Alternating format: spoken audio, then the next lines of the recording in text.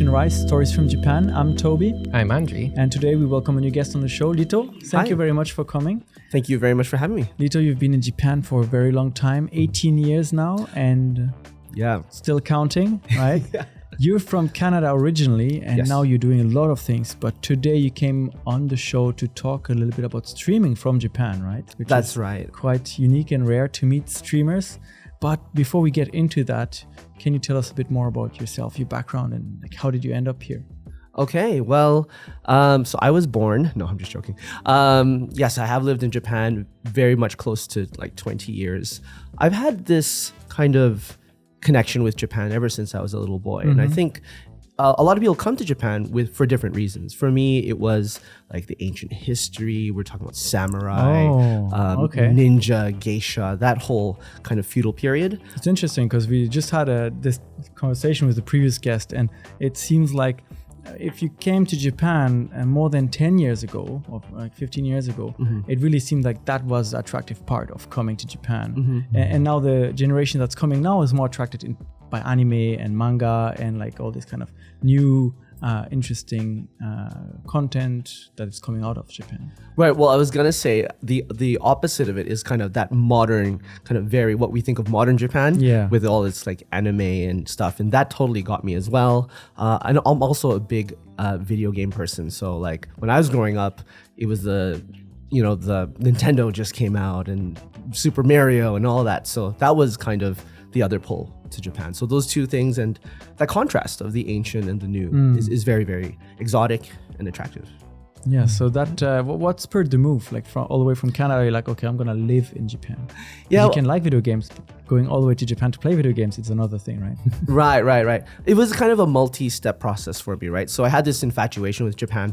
You know, it's interesting. In North America, we have this class called social studies, which I think you guys probably had too. So in elementary school. Oh yeah, guys, by the way, spoiler alert, I'm old. Okay, so I grew up before there was internet. So we had libraries and these things called books. They still exist, I think. Oh, okay. And we were supposed to do a research project on a country, right? And they say whatever country you choose, you're going to have an affinity for, a special connection with for the rest of your life. Interesting. So had I chosen Brazil, which I am kind of connected to Brazil, I would have been maybe geared towards moving there. But I chose Japan, and it's true. I researched a lot about it, and that stuck with me. In high school, I had an opportunity to come to Japan on an exchange program. So where I'm from, Vancouver, Canada, is sister cities with Yokohama. Okay. Yeah. So the education boards have this kind of exchange program where the students from Japan come to Canada, do a homestay with their partner brother or partner sister, and stay for 3 weeks. And then the next year, Vancouver people would go to Japan. So I did that. I had no kind of ability in Japanese whatsoever, maybe 2 pages of printouts that we had before we left on the plane for Japan. And you know what? By the end of the 3 weeks, I was hooked. It was a wonderful experience. I got to see the school system every other day. And every other day, I went to sightseeing. I actually came all the way to Osaka and Nara and Kyoto. Yeah. Nice. So we did the full whirlwind tour. And you know what really brought me back to Japan after all those years was the people.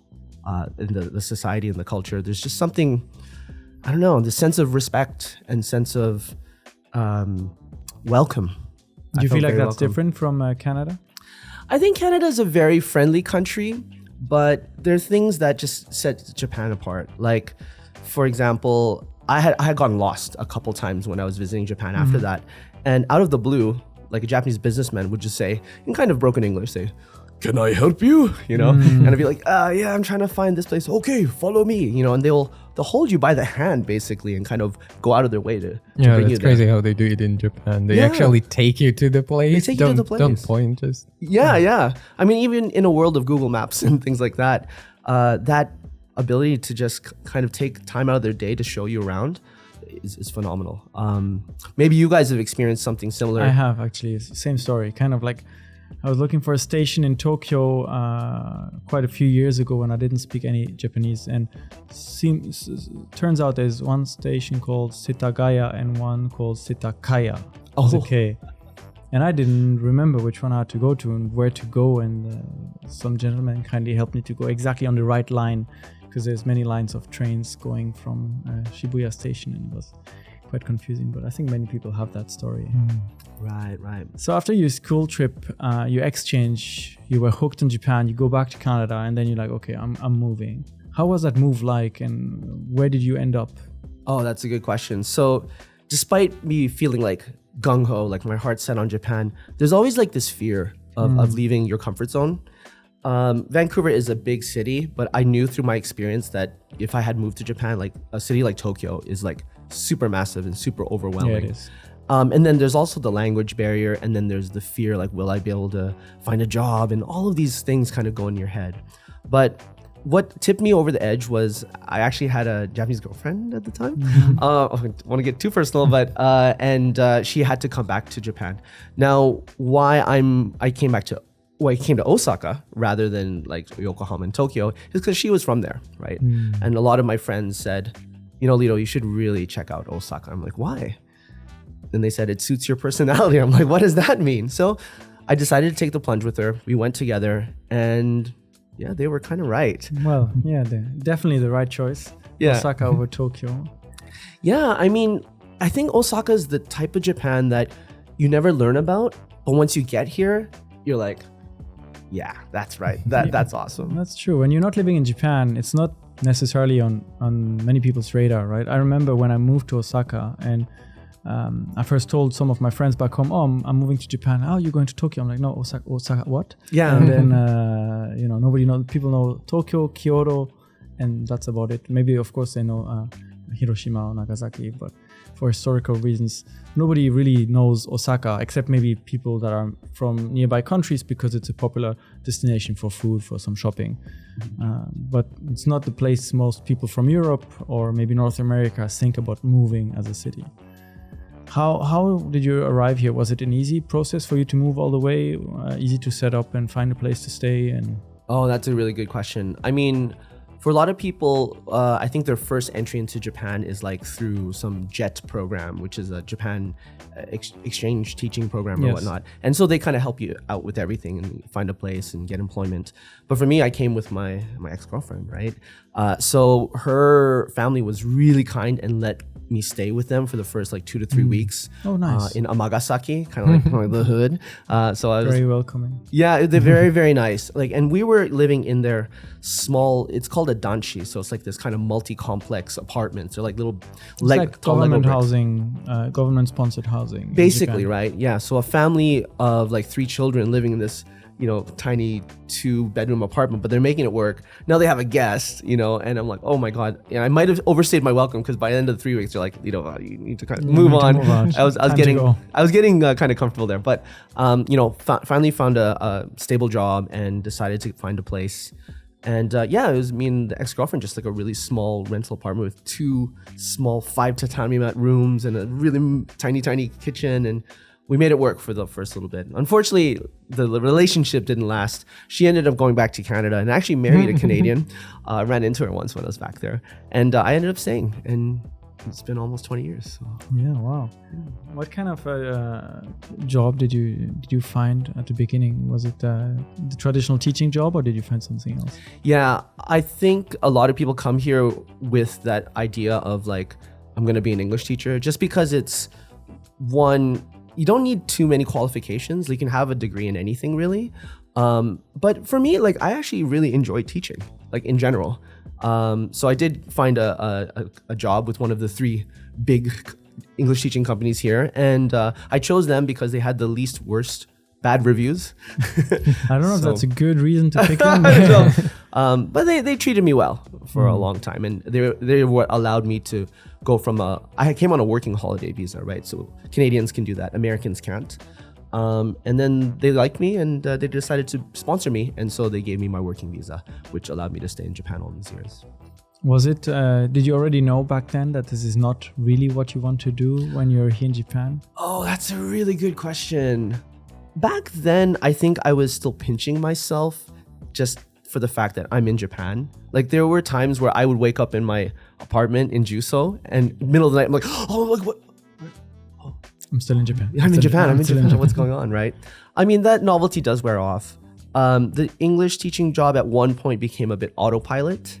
But I did enjoy the fact that our school, you kind of randomly got set up with different students. So you're not always teaching the same people all the time. It was quite a big school. But I can see it kind of losing its luster if that's really not what you like, if you don't like teaching people in general. I do like teaching. I've always had this kind of inner flame of creativity that I just wanted to light up and kind of support more and fan it and let it grow. For over 10 years, I was thinking, is there more to just teaching English in Japan? And I was in a very comfortable style of life, having my schedule and knowing when my holidays would be and stuff. A lot of people call it the golden handcuffs. I didn't really think of it that way, but I think the big turning point was coronavirus for a lot of people, really reconsidered what are their values in life.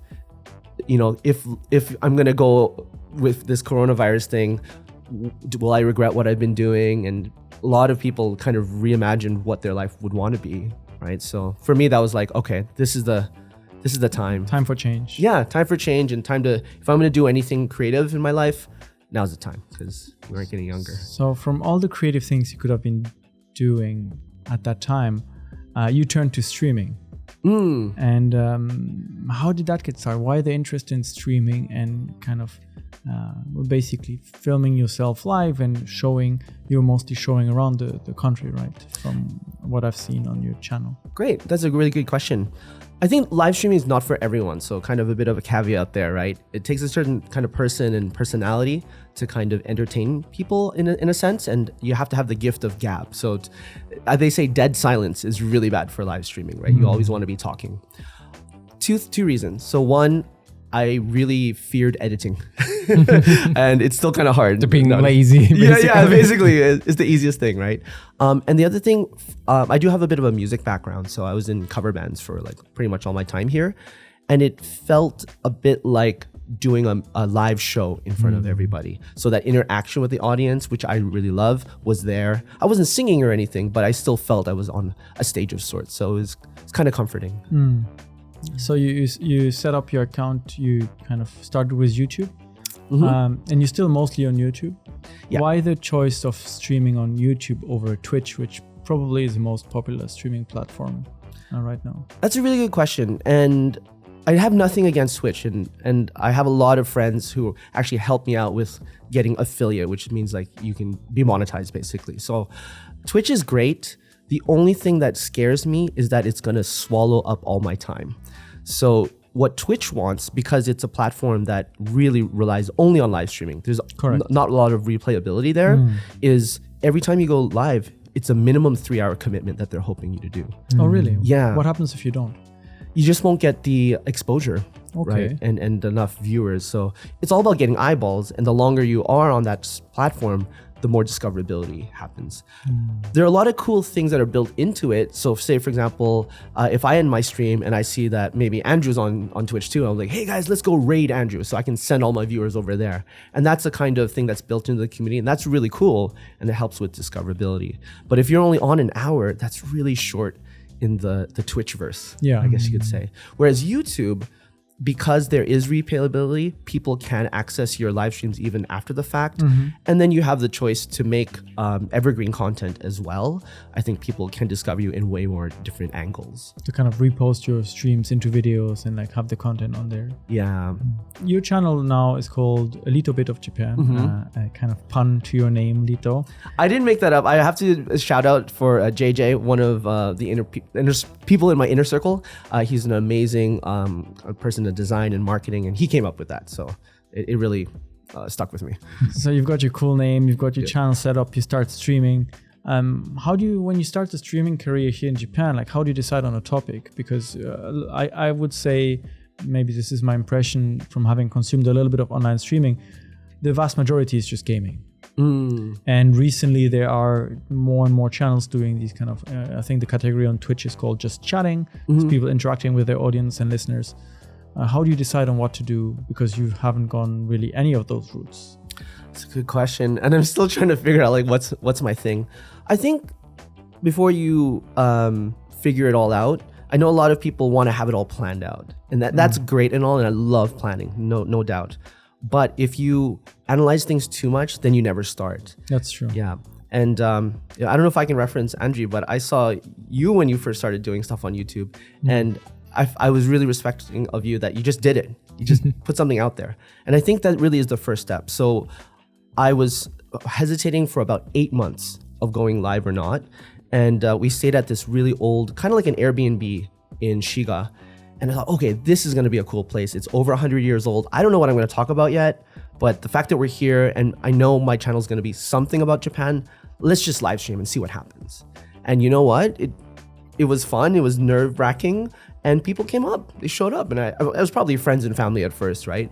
But people were kind of interested in something new and fresh. And I really didn't know what my channel was about. And through doing more, clarity came more and more. And I still need to work on that. So I think in the end, though, you should stick with something that is interesting to you. Because if you want to do this long term, you got to be into what you're talking about, really. And that passion or that interest should convey itself to your audience. Because if you're just doing it just for strategic purposes, I think that'll also show as well. Can you tell us more maybe about that first stream you just mentioned where you were in this old Airbnb, I can imagine traditional house, maybe near Biwako, with like a lot of wood structures, some tatami mats. Like, how did that stream go? What did people want to see when you turned on the camera? That's a good question. To be honest, I didn't think it through so much. It was a really cool house by, where's the place now? I'm trying to think in Shiga. Shiga's like this ancient lake, one of the 3 ancient lakes. Biwako, yes. Biwako, yeah. Sorry, not Shiga's the lake. Biwako is the lake, the mother lake, as they call it. And they've got so many cool little towns and villages. What's the one I'm thinking of? I don't know why I can't. It's not coming to my mind now. What is it? Omihachima. Thank you. How did you know that? Did you watch the stream? Okay. No, I did not. Wow. But maybe I'll go back and watch it. Okay. Have you been there? Yes, I have. Okay, yeah. Well, what did you think of it? It's a very charming place and has a little old street with a canal and like a very nice tea house. And there's this little hill you can go up with a ropeway to kind of see the lake. And it's a nice stop by Biwako. Yeah, it's kind of charming, right? Yeah. Yeah. Some people call it, like, they akin it to like old style Kyoto. Like that's what old style Kyoto might have felt like, with a few more canals and this and that. Very, very miniature Kyoto. Yeah, very, very miniature, very, very small. But we just had this opportunity with one of the local tourist agencies, and they let us stay there for a night. Awesome. And I did check out the place. I researched it before. It was over 100 years old. And I did find out that there were only 2 other people who streamed from there. One is a French YouTuber. Okay. And another one is a pretty big YouTuber. Can I mention his name? Yeah, I guess you can. John Dobb from Only in Japan Go. He's a pretty big streamer. So it was him, and I was like, oh wow, if I'm one of the few streamers. I'm number 3. Yeah, let's go, kind of thing. It did feel, when we were there and we didn't have any of the lights on, it did feel like, okay, if this place is over 100 years old, there's definitely got to be some ghosts here and there, right? So it did have a bit of a spooky vibe. But once we started, it was all right. Very, very old, had a kind of garden in the back, tatami mats and sliding doors. So you just walked around, showed the place, told a little bit about the history, and people, oh, can you turn around? Can you show this room? Can you? Oh, right. So the very, very first stream, you probably watched more of my recent streams where I'm walking around with my iPhone set up on a gimbal and do that. That time, I did not know there are kind of prerequisites to stream on your phone on YouTube. Okay. And at the time, you needed at least 1,000 subscribers. So I had like maybe 130 from previous non-YouTube efforts. They just, friends and family. And I didn't know that was an option. There are ways around it, by the way. But at the time, I just streamed from my computer, which is totally fine. So I have my MacBook set up on the sofa, and we had these kind of, hacked up chairs, and we just streamed there, and I had a little bit of lighting, and it was a bit of a fireside chat, basically. Oh, like, nice. How you doing? We're here, and we talked a little bit, kind of like we're having a conversation now, and just with whoever showed up. And you know what? I think that first stream, some people who showed up have been part of my inner circle since the beginning, since day one. They just kind of discover you and latch on to you. So how do you go on about building this kind of community and this kind of close group of friends? You mentioned on Twitch, there are inbuilt systems where you can raid another streamer, where you can go engage with audiences, and they are pushing for longer streams, for more visibility. YouTube doesn't seem to have yet this kind of community building system. How do you go about it to make your own community grow and get more visibility for your streams? Yeah, definitely. YouTube's a lot like behind the times when it comes compared to Twitch. They tried actually a new function. It's basically the same as rating. What do they call it? I forgot what it's called, but it's basically a system where you can send viewers, but it's a lot more gated. Like you have to register the viewer that you're sending it to, and they have to be live at the same time. It's very a lot of conditions. Yeah, a lot of kind of gates to go through. YouTube's really good at pushing out new channels. So if you're a new channel, they'll just kind of push it out in an experiment. But if you don't have a lot of live streams under your belt, it is hard to get new people. People just kind of find you randomly. But what I found is what helped, if you have a geographical based channel, right? Like we're based in Osaka or based in Japan, is to reach out to other people doing the similar content in your niche in and around the same area, and then start to mix and mingle with their communities. Like actually go on their streams and say hi.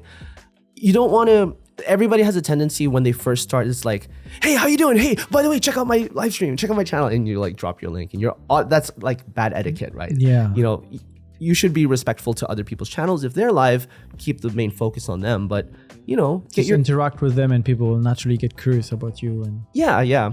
You know, for the longest time, my YouTube channel wasn't a Lito Bit of channel. I think it was just like MC Lito, my stage name. And but people know you. They see you around. They're like, hey, where you from? Hey, are you in Japan too? And you have these conversations. And after building relationships, people are like, hey man, I want to meet. I think how I met one of the local people, his name is Johnny Kimchi. He's an American. What a name. Yeah, a really cool name. He's a Korean American YouTuber here in Japan. And I stream sniped him. Do you know what that means? What is it? Okay. Explain. So he was live, and I had been interacting with him on his chat for several times, and he knows, he's like, hey Lito, hey, how you doing? Right? And this one time he was in Dotonbori, and I knew exactly where, because I was watching his stream, and I was like, ooh, this is it. But how am I gonna get him? Because if I go up to him and start speaking to him, he'll know. And I wanted to surprise him, so I pretended that I was Japanese. So I went up to him and I was like, nani yatte no? Sugoi na. And he doesn't speak any Japanese, so I know this would work, right? So he panicked. Yeah, so he was like, sorry, I don't speak Japanese. Are you a YouTuber? You know, and he's like, yeah, I'm a YouTuber. He didn't know what I looked like at the time. He was like, oh yeah, man, hey, by the way, Johnny Kimchi is Lito. He's like, oh dude, I thought you were Japanese. So I kind of stream sniped from that one, and I popped it up, and other people in the community saw that, and they started copying me, kind of, in a way. Now, this is a kind of contentious topic. So it's all fun and games if you know the person, have a rapport, but can you imagine someone stream sniping you if you're live streaming and you have no idea who they are, you have no relation with? That is actual stalking. So yeah, so beware of how you do it and to whom you do it, because it's better to refrain instead of getting yourself into trouble. Exactly. So be respectful, have a rapport with people, and really don't just like sneak up to them. I already kind of had a big rapport with him, so he appreciated it, and it got the ball rolling, and other people in the local Kansai area started wanting to get together. Basically, just like you would network, generally speaking, you just interact with more people and put yourself out there, stream more, show your content, and little by little you kind of build that community. That is it. What were some of the biggest challenges you've had that maybe are related to streaming in Japan? Are there perhaps any regulations? So your style of live streaming now is walking around the street, you will do a photo shoot and you'll stream your photo shoot, or you will show around a specific area of Japan. You recently streamed around the Ise Jingu in Mie Prefecture, is that correct, a few months back? And yep. Are there any regulations to live streaming in the street where maybe other people will pass through your content, your video feed, and how do you go about that? Right. I think I saw one of your podcasts with someone, you talking about street photography. Exactly. And I think there's similar legal issues that come up with that.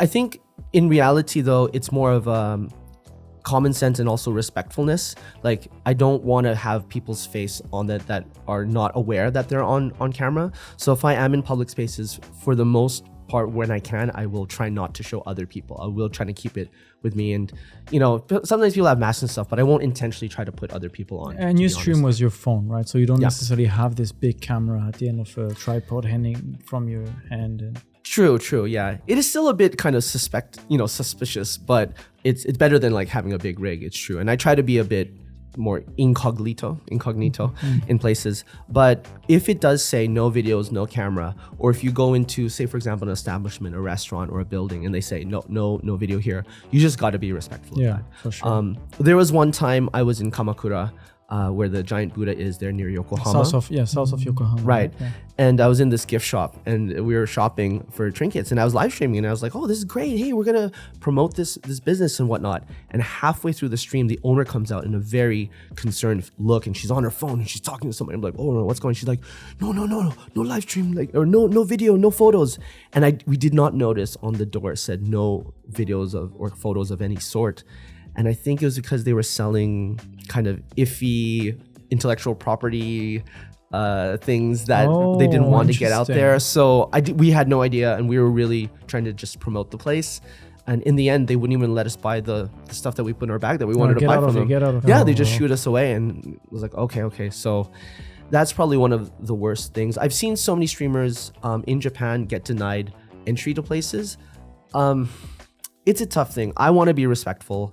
And so whenever, for example, I'm in a convenience store and if I'm buying something on stream, I'll usually have the camera pointed down or pointing at me or whatnot. So I am being as respectful as I can be. The problem in Kansai is there are not that many streamers out there yet. So the general public, if they're local Japanese people, they will often give you like stink eye. Like, they'll give you that kind of like discerning look. What are you doing? Yeah, right. But on the other hand, if you go to like downtown Tokyo, especially Shinjuku, Godzilla Road, they call it, or Content Corner, which is in Shibuya, everybody's streaming. Like you can run into 10 streamers on the same night and nobody bats an eye. So it's this kind of different sense of scale and acceptability. Do you feel like this is gradually changing? I mean, a few years ago, we didn't really have streamers on the streets, and now more and more. But Japan is usually a few years behind what we see in the US or in Europe even. How is it now? Do you feel like the scene is changing and growing rapidly here? I think so. You're going to see now, especially that borders have opened as well, right? So I think a lot of people started YouTube and live streaming when, the world was on lockdown. Yeah. And now that they're let out, a lot of people are coming to Japan, especially it's one of the big tourist destinations, and they're doing streaming like this or video recording and whatnot. So we're going to see more and more of it.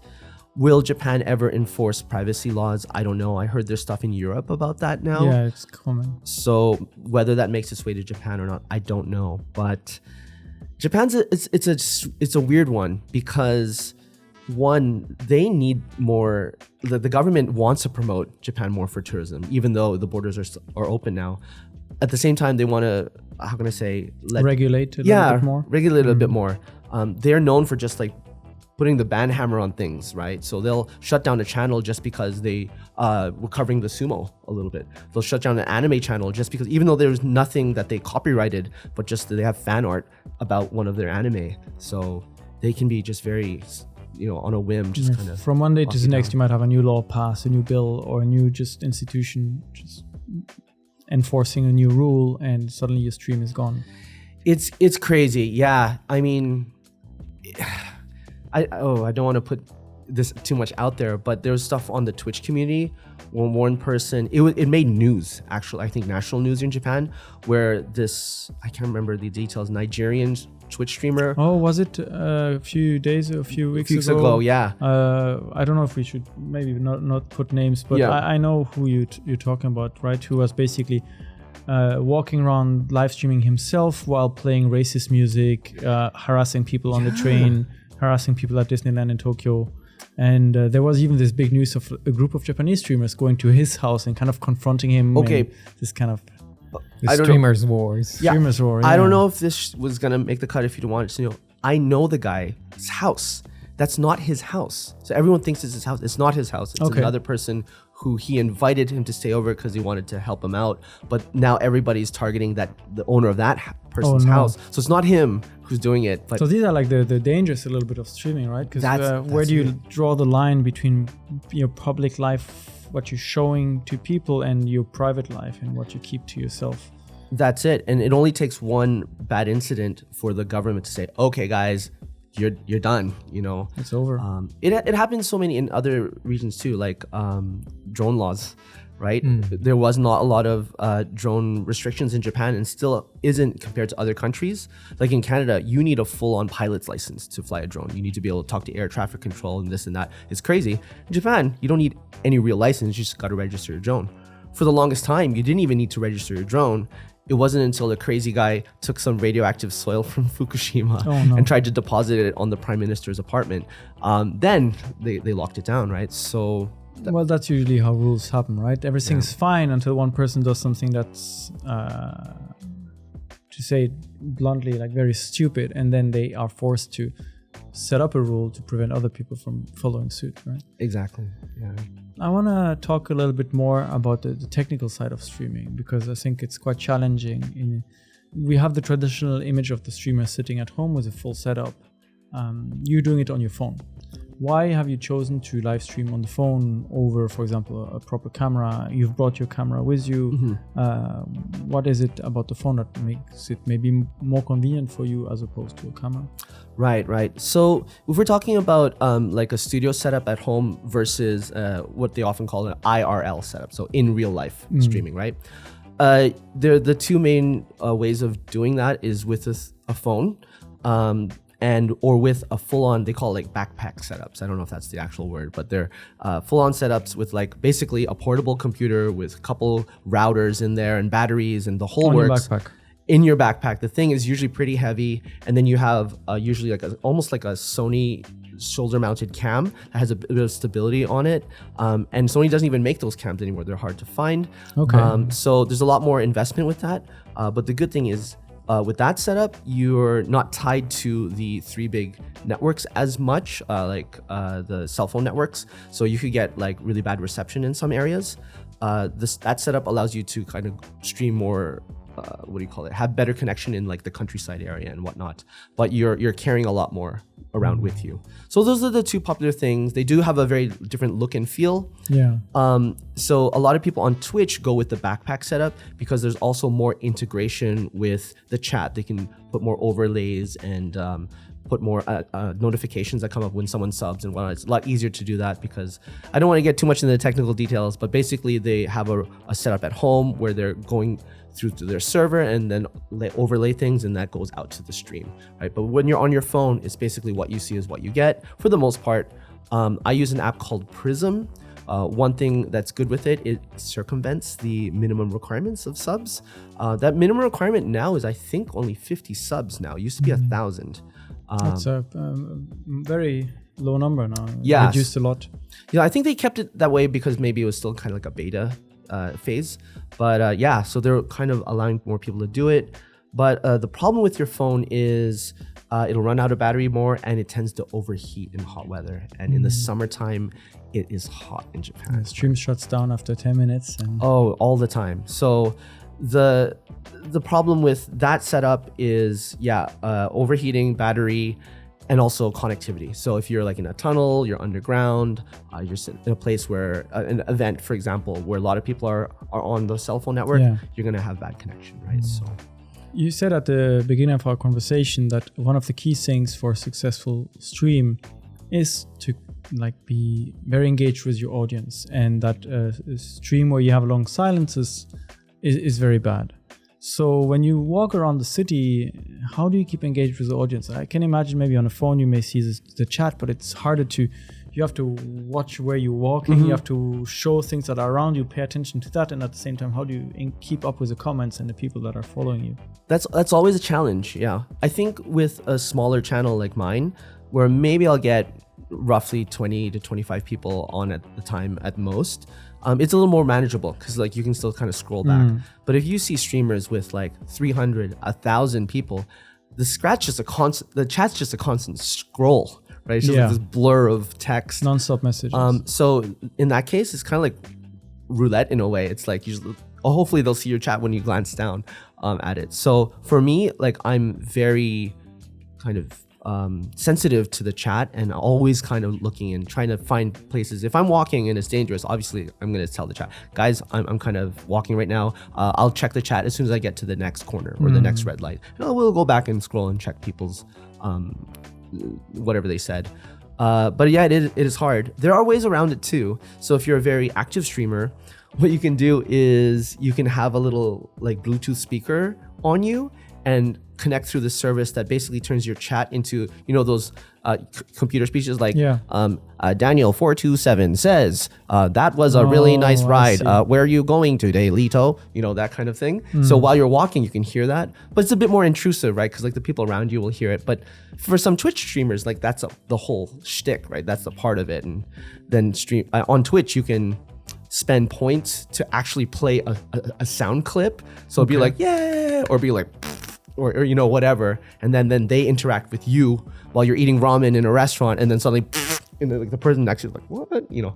That's one way of putting up the engagement. On YouTube, they don't have that much integration yet. So, and I would be embarrassed if someone put a fart noise out there. That's so, but in a public space, not the best you want. Yeah. What are some of your best memories from all these years now of streaming? It's been quite a few years. You've been to quite a few events, right? And what is something that streaming this was really, really cool? Yeah, it's a good question. There's been so many cool things. I think one of the best ones was not actually me streaming, but going to an event where I met other streamers. Okay. And that meeting up in person with other people is really what helps grow channels, like actually meeting people in person. I think. Back to the networking, right? Yeah. That whole networking thing and really wanting to connect and support other people. I don't want to say like you should do that so you get other connections, but if you do really are into someone's channel and they generally into yours, I have a feeling that you will both grow together and support each other, and you have someone to lean on, because any sort of form of content creation, if you're going solo, can be so lonely. It's a lot of work. It is a lot of work too, yeah. So having someone just that you can talk to, and maybe also they got your back as well, it's so nice. So yeah, meeting other streamers. There was an event in Osaka, put on by Only in Japan, John Dobb. It was about Tosa. So I can't remember what area that's called now. Tosa. Where's that? South Japan. Anyways, it was an event showcasing a certain part of Japan, and it was open to foreigners at the time, and Japan was in lockdown. And yeah, he invited a whole bunch of people, and that's where I met one of my good friends who streams in Tokyo, and we kind of instantly bonded. And he's mainly on Twitch now, and I'm mainly on YouTube, but we always try to meet up and get together, and we always support each other's channels. So that was one of the coolest things. Yeah, what else? Another thing was streaming like Gion Festival. Wow, that was pretty cool. So Gion is one of the 3 big festivals in Japan. It's actually pretty soon, in less than a month, I think, in Kyoto. Yes, big festival. Yeah, it was really cool streaming that and like seeing all the floats go by. And again, we talk about the challenges of it. It was super hot and humid as it is in Japan, but especially in Kyoto. My phone overheated 3 times. And then the stream just cuts. It just cuts, and the chat kind of still rolls over so they can still see. So if I'm with someone, I say, hey, can you type in the chat, phone overheated, starting again. And so we did it about 3 times. It was wonderful, but that was one of the most successful streams. So I usually get foreign people on, but Japanese local people were on, because I was like the only one streaming at that insane time and weather. And I think that stream got over maybe 1,500 views, which is not a small thing for my small channel, right? So it got a pretty good engagement. Yeah. How frequently are you able to stream? I think ideally it would be once a week, at least on YouTube. On Twitch, they want you to do like 3 times a week and 3 hours at a time. Those kind of regulations and pushing you to really be active and on top of it. Yeah, and I think there are some people who actually love that. Like, yeah, I mean, if you like it and you have the time to do it, but it's a big commitment, right? 3 hours, 3 times a week. Yeah, that's the thing. It's a huge commitment, and you could definitely get burned out pretty quick. Yeah. But some people are built for that. Like my friend that I support, Luke, Nomadic Gaijin, easily 12-hour streams. like crazy, like just 12-hour streams. Gaming? No, just like Outside? IRL, yeah, in real life. Wow. Yeah, right? Like he's a trooper and he does it 3 times a week. And I'm just like, wow. But you know what? That's his lifestyle. Now I get it, you know, and people are supporting him. They're subbing and giving donations. It's kind of goes back to what you said at the beginning, right? If you like what you're doing and you are truly genuinely interested into the content you're making, then it doesn't necessarily feel like work. It feels normal to just go out and stream for 12 hours. Exactly, yeah. I've done some epic streams. I think the most was 6 hour, but that was also like driving in a car. And oh, by the way, when I'm driving a car, I'm not looking at the chat. I have that, you know. Road safety first. Yeah, it has the TTS, text to speech. So, you told me earlier you had this story of live streaming a wedding. What was that all about? Okay, yes. So I've live streamed technically like 3 weddings. So one, oh no, it's not a wedding. Live stream a funeral. Okay. So we need more details. Oh my gosh. So yeah, it's kind of a sad story, but it was my grandmother's funeral. And I wasn't there physically, but they wanted to live stream for all of the world was around the world. Exactly. The world was still on lockdown, right? So they wanted to stream for the family back in the Philippines, and I told them exactly what they needed to do, and so they did it. So, and I was the moderator there, and making sure everybody was able to chat and talk. And it's weird, but coronavirus kind of helped with this live streaming big things like weddings, and I had to say funerals, but it allowed people to kind of get together when they really physically couldn't. That kind of blended into a friend in Japan, an international wedding. So she's Indian, her husband is Japanese. The direct family could come from India, but a lot couldn't. Yeah, and so very large families and spread a little bit all over. And it's not so cheap to come all the way around the world to just attend a wedding for a day or 2. Yeah. So, and when I offered, they invited me to the wedding, and I said, "Is there anything I can do?" And they're like, "Can you take photos?" I'm like, "Yeah." "Oh, I can live stream it. I've live streamed a funeral." And they're like, "Yeah, that'd be great." That's something to put on your CV. Right. Portfolio. Live streamed a funeral. Weddings, funerals. Yeah, actually, that's not a bad idea. But anyways, no, but you know what? It was a big success, and their family really appreciated it. And they were super open. They were like, "Can I actually release this on YouTube?" Like, "Yeah, we want everyone to see. Can we download the video after? Can we get this?" So That's like, exciting. they were really into it. Yeah. And tapping into the Indian market. Oh my gosh, if you can get Indian subscribers, because it's such a huge population. That's and they're huge. very active online too. They are, yeah, and they love Japan. They're really interested in Japan. So I mean, who is it, right? So I've done 2 weddings so far with the same kind of stipulation, right? International wedding, and the people from abroad couldn't come, and it was a really nice way of them. I think actually it's funny because they're based in Tokyo, but they had the wedding in the Kansai area because that's where her hometown is, and their boss, his Japanese boss from Tokyo, was watching and you know, giving congratulations. So I think that's kind of Awesome. cool. Yeah. Maybe it's a thing. So with these kind of like exciting adventures you've had and all the people you've met, has this kind of branched out into other opportunities for you outside of streaming? Definitely. I think when you're doing something like streaming, I mean, hopefully you're into videography, right? Because it's kind of on the same length. And I have a passion for photography. This was my friend over here. And that has really allowed me to branch into more other things rather than just content creation directly. So like I got invited to an event just recently in Tokyo for a book opening, book release party, and then I offered to do photography there, and Awesome. that really allowed me to meet some really big people in the Japanese kind of content creation niche. I don't want to give any big names, but you know, otherwise I wouldn't have been able to. I've been invited to live stream for Bit Summit, which is a Kyoto indie kind of like a Tokyo game show for the indie game development scene here. But yeah, that could lead to other things as well, you know, whether it's live streaming or not. So lots of opportunities. Yeah, it's still growing and still coming in, right? Yeah. Is there anything in particular that you were like, after leaving teaching for a while and getting into streaming and getting those gigs to attend events and to take a photo shoot here, has it made you realize, there's one thing now I really want to do, something I want to achieve and pursue? Yeah, I guess the whole thing is, I love I do like teaching. Don't get me wrong. And I think even though I'm changing into a creative career, if somehow I can educate people in a way, I think that's going to give a lot of value. Yeah. So who knows, like in the future, maybe I make a course on how to live stream, because people ask, like, what's your rig? What camera are you using? This kind of thing. And the questions you're asking, how is it live streaming in Japan? You know, that could be useful for a whole bunch of people. Or maybe it's photography. Like, what are some good hotspots?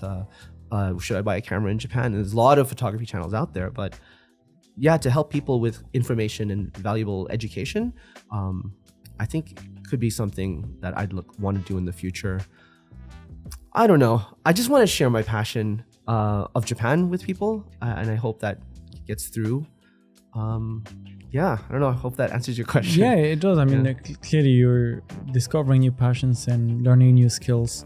How do you manage to balance all that? You going around to stream yourself, you still are working, I believe as a guide now, and sometimes some teaching. That's a lot of things to kind of juggle at the same time. How do you handle that? That's a really good question. And I think recently I had to slow down things and take some time off for me, because the burnout is real. Yeah. Yeah. Whether you're doing video once a week or live streaming once a week, or like I said, I recently started tour guiding.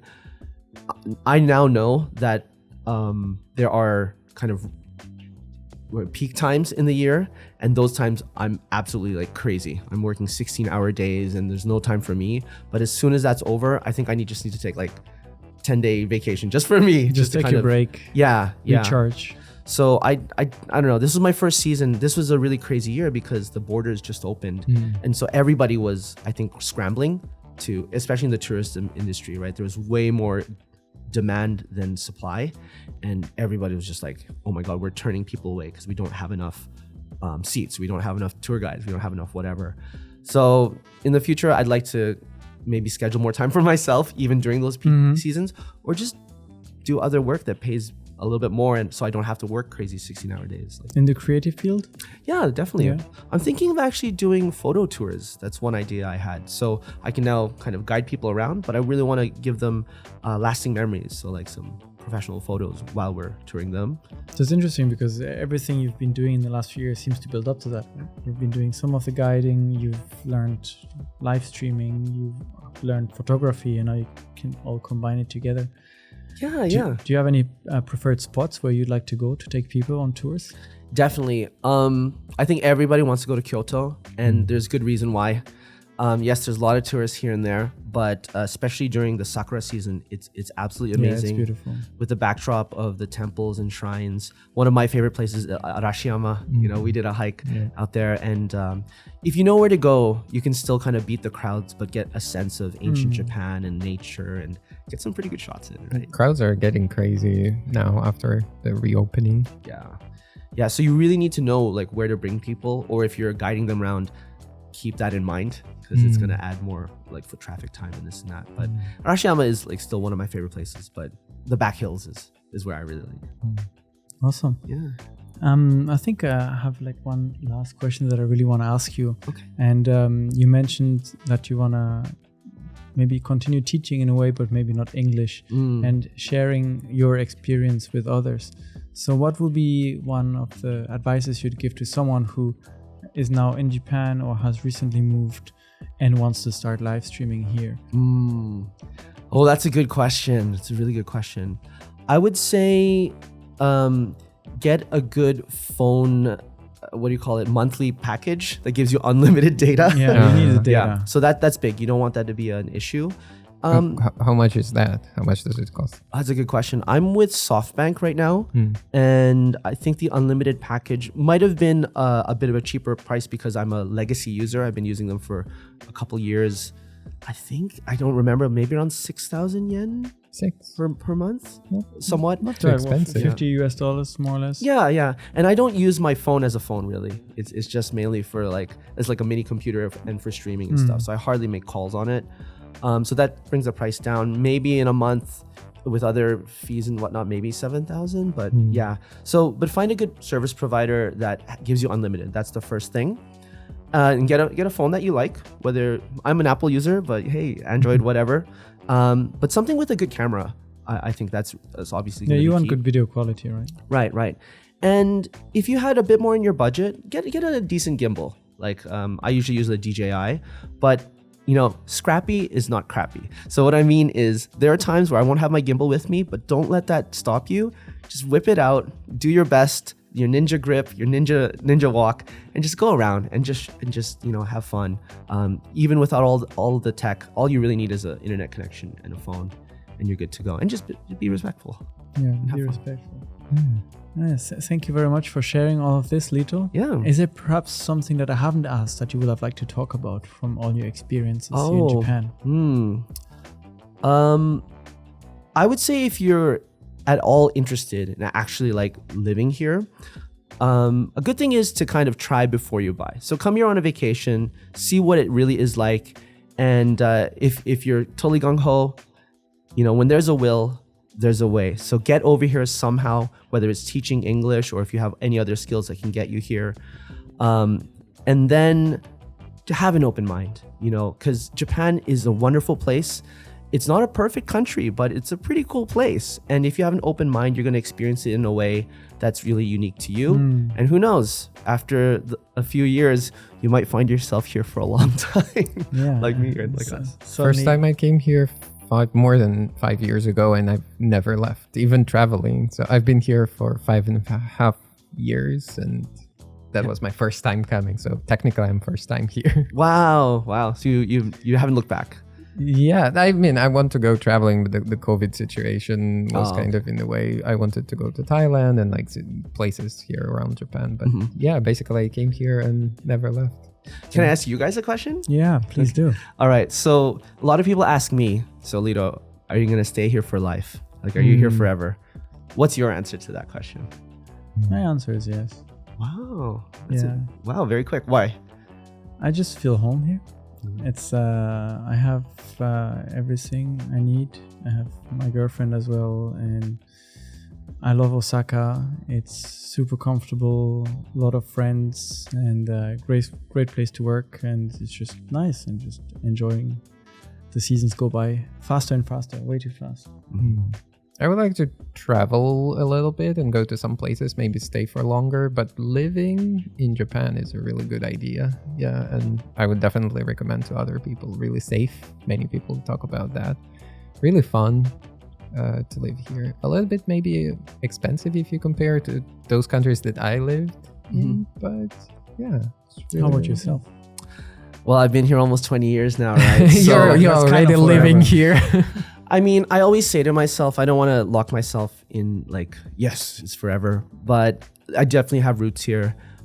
They say 3 years is the hump, right? So if you go over 3 years, there's a good chance you're going to stay here for life. However, having said that, if things go well with content creation or a lifestyle where I don't have to be stuck to one place, I can imagine myself maybe, if I had a good reason to move to another country for work or for pleasure, half a year there, but I would love to still spend time here. Be settled in Japan and move around. Yeah. The dream a lot of people have, probably. That's the dream. PewDiePie did that. He Yeah. moved to Japan. Yeah, that's Yeah, right. PewDiePie, if you're listening. Alpha Gaming Channel is a big Twitch and YouTuber. He really wants to move over here. I'm actually thinking of reaching out to him and seeing. Come on if he our needs help. podcast Right. here in Osaka. But can I ask you one more question, if time allowing? I'm not like interviewing you guys. Okay, here guys, here's the after hours of fish and rice and sake. No, so when we mention Osaka, right? Okay, we're kind of biased. We love this city and this area. And yet to move to Nara. Well, come on, it's still in the area, right? But you lived in Tokyo, you said. Yes, I did.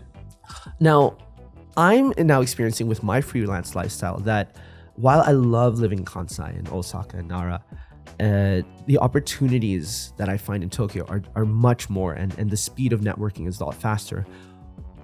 Why do you like Osaka instead of Tokyo? And would you ever consider living in Tokyo one day? Just the quality of life is higher here, I think. And I didn't really pick Osaka or didn't stay in Osaka for like networking. I stay here just because I like it. It's home, and I think wherever you are, if you like it there, you'll find the opportunities you want, or else you just make them yourself. And Tokyo is great, probably to go. And I mean, if you think about it, it's a 2.5 hour train ride, so it's nearly next door. I've been to Tokyo and it's fun and interesting, but as you said, it's a really fast-paced city. And I used to live in Beijing, which is also a very big city, very fast-paced city. Also, those connections are really fast happening, and it was a little bit too much for me. I like a little bit more relaxed. Like Osaka is a little bit smaller, still big city, but I think it's a better balance for me personally. I like your answers, guys. I like that small, big city, and the takeaway from you was like, it feels like home. Yeah, I definitely, when I go back to Canada for vacation, I always say, oh, back home. Oh yeah. Which home? Yeah. Osaka definitely feels like home. Lito, again, thank you very much for answering all our questions and sharing your experience streaming. I think it's very interesting because there's not that many streamers, and so it was very interesting to have an insight into starting a streaming career here in Japan. But before we wrap up, Andre prepared a few questions for the answering all of weekly your questions, not trivia. all of my questions. Oh yeah. All right. There you go. So 3 questions as usual. Yeah, this is trivia. You write down the answer. The answer is a number. The closer you get, the better it is. You win nothing, but maybe eventually when we get big sponsors, we'll give some prizes. Hiya, win nothing. What type of contest is this? Hiya. Okay. What is Stephen P? That's a Hong Kong accent. This is Uncle Roger. Oh yeah. The emotional damage. Oh yeah, they all hang out. That's Stephen or he, but yeah, they all hang out. Okay. So it's about live streaming. Live streaming is pretty big on the internet. It's a lot of traffic. How much of world's internet traffic is live streaming? In what do you measure this? Yeah. In probably how many people? Gigabytes. Gigabytes. It's percentage. Here, Percentage? You would write percentage. Here's a percentage. In potatoes. In potatoes. Yeah. Percentage? How many percent of live live streaming? streaming? Yeah. How many percent of internet traffic in the world is live streaming? Oh, that's a good question. Never thought of it that Probably way. terabytes or even petabytes. I don't know. I know only percentage reading here. Only potato bites. Okay. Anyways, Petabytes. I'm joking. All right, I got a number down. Do I not reveal it? Now you can reveal it. Now say because you wrote down both. Even though I'm a streamer, I know there's a lot of internet traffic out there. I don't know if it's all. I put 20%. I put 10%. 10%. It's 17%. Hiya! Pretty close. Do I disqualify myself if I go over? Is this like the prices? No, right? you're actually closer to the numbers. Yeah. So 17% of the internet is live streaming. Interesting. Yes. Okay. And growing probably. Yeah, right. There is also like YouTube, for example, is also huge, but 17%, it's 1/5 around, almost 1/5. And is that including like other countries' live streaming services? It's too? all countries. Oh, It's worldwide. Yeah. Very cool. Okay, when was the first live stream ever in the world? Give me a year. I know this. No, I don't. The first ever live stream. Okay, I don't know when that is, but I do know my friend whose live streams in Osaka live streamed in North Korea. North Korea. Before live stream was a thing. Yeah, your eyebrows are raised. He did that there, and like with his phone, and the local guide there did not know what that was. Like, what is this? What are you doing? And he just let him do it. He live streamed in North Korea. Isn't that crazy? Crazy. Probably he's Very big risk to take. No, I know. He visited North Korea of all things. I think that was about 10 years ago. But the first ever live stream was a little bit more than 10 years ago. That's I would say. And it's from Australia. Australia. I will say. Just a random year. I just put a year. 2009. Okay. 2003. 2003, 2009. It's 1993. Hiya! My birth year. You're so young. They live streamed your birth. No, No, I'm just I was the first It was actually original. Xerox event. Oh, the copy machine company? Yeah, I don't know if it was the copy machine something Wait, related. 1993? Didn't they have like brick? I brick guess phones so, still but at that there time? was internet. Oh, that's I right. You guess, weren't and born then- then. You didn't know. Oh my. Yeah, that's from the internet. I'm not sure. I think I googled it. That's so- shocking. Yeah. Wow. Google Cool, say cool so. question. All right. And the last question. The last one, Twitch is the biggest platform, and for streaming, live streaming. How many monthly active users are there? So not on streamers, Twitch? people Yes, that go users, watch and the everything. people who It's like watch. subscribers, Yeah, watchers. monthly. Monthly. Oh my gosh. I mean, unique ones. So it's if you watch once a month, that means you're one user. If you watch twice a month, you're still one user. I don't know. I'm just putting a wild number out there. Yeah, me It's too. pretty wild. As for me, I didn't know that before Okay. talking Okay, to you. what did you say? Well, you go first. You're the guest. I said 1.3 billion users. I said 112 million. 112 million. Oh, Much wow. closer. It's 140 million. Okay. Oh, Yeah, wow. I went long. on Billions you- is a little bit Yeah. too much A for a billion lot of users on Twitch. They would love it, but Yeah, probably not. awesome. that. Very cool. Nice. Interesting fact. Thank you, Andre. Thank you. Thank you, Lito, from A Little Bit of Japan. Thank you guys so much. Thank you for your time and answering the questions once again. This was Fish and Rice Stories from Japan. Thank you for watching. Thank you for listening. And we'll see you again next week. Bye. Bye.